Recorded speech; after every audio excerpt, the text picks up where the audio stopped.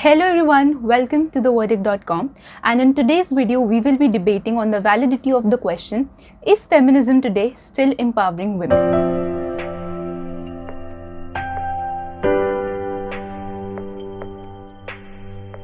If we trace the paths of history, the first wave of feminism emerged somewhere in the late 19th and the early 20th century, which majorly focused on equal voting rights and equal social and political representation for women. But the only problem with the first wave was that it was extremely exclusive. White women were the only stakeholders and the leaders of this movement.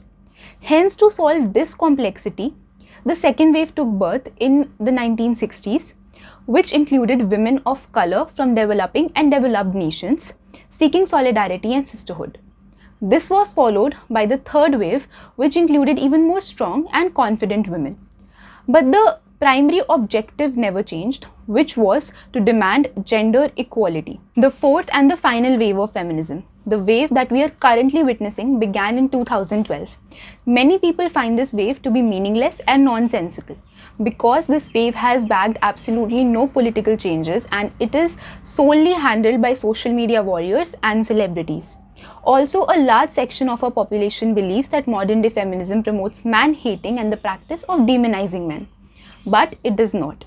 Whereas this particular act is known as misandry, which has nothing to do with feminism. So the question that arises now is that how is feminism even relevant today? I totally agree that when feminism began, it was a movement solely directed towards the upliftment of women, and gender equality at that time seemed to be a very decorated word. But today the situation is different. Men and women are equal, at least on the records. But even today, if a woman tries to vocalize her opinions, the chauvinists try to shun her off by saying that maybe she's just PMSing. Stores out there still have Barbie dolls and remote control cars arranged in different sections. This is why we need feminism. Modern day feminism promotes the thought of upliftment of all. Racism, LGBTQI, sexual discrimination, free exhibition of emotions for men. All the subjects are targeted by today's feminism. It's just that our society has always been a patriarchy and it were the females who needed to take a stand. Hence the word feminism took birth. But I strongly believe that every single person out there who believes that no human being deserves to be looked down is a feminist. But as we know that each coin has two sides. Now I would like to talk about how modern day feminism is making things difficult for young girls. Number 1. Modern day feminism promotes sexual promiscuity.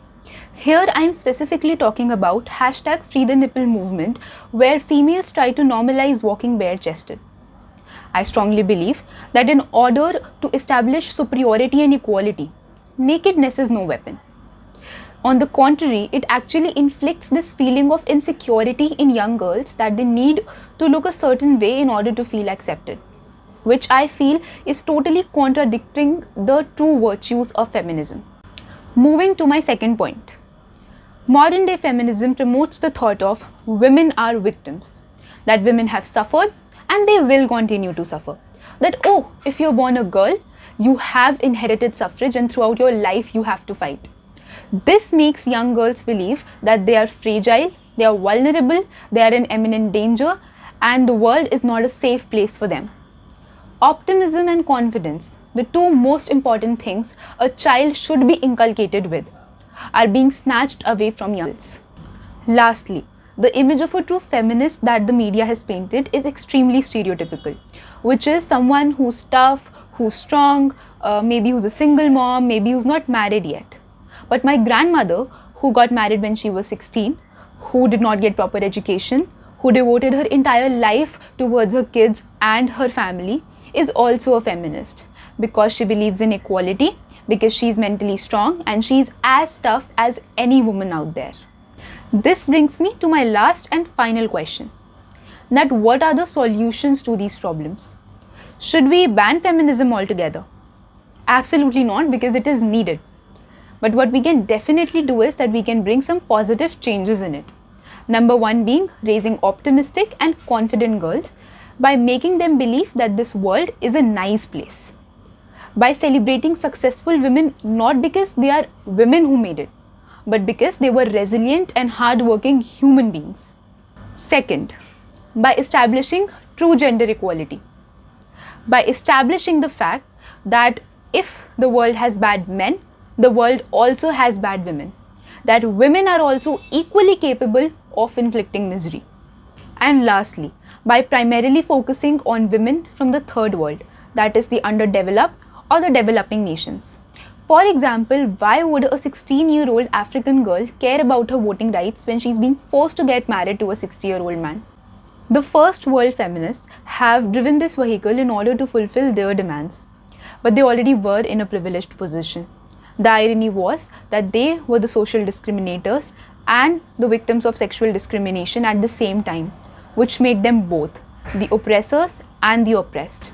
So now it's the time that the first world feminists take a back seat and let this global movement become inclusive for the third world feminists as well. So with everything said and done, I would like to conclude by quoting Emma Watson's words that we need to start seeing gender as a spectrum instead of two sets of opposing ideals. So we finally proceed towards the end of this video.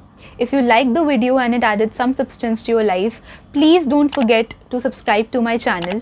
Please share this video, like this video, and always remember that my comment section will always be open for debates. So if there is something that you believe was wrongly explained, or there is some point that you feel should have been added in this video, feel free to comment and I will definitely read it and reply to it.